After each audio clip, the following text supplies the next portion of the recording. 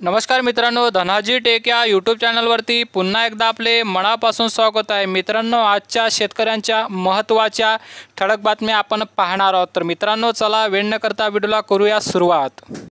तर मित्रांनो, आता केंद्र सरकारचा निर्णय, सरकार पीक कर्जाची मर्यादा वाढवणार, शेतकऱ्यांना मिळणार 5 लाखापर्यंत कर्ज। तर मित्रांनो, पुढील मोठी बातमी, शेतकऱ्यांची संपूर्ण तूर, उडीद आणि मसूर सरकार खरेदी करेल, कृषी मंत्र्यांचा संसदेत दावा।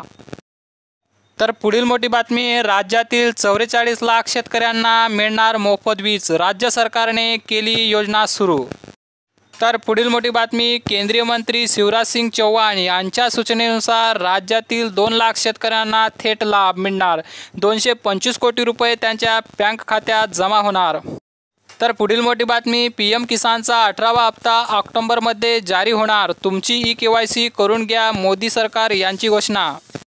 तर पुढील मोठी बातमी, केंद्र सरकार पूरग्रस्तांना खते आणि बियाणे देणार, 3,448 कोटी रुपयांचे मदत पॅकेज जाहीर।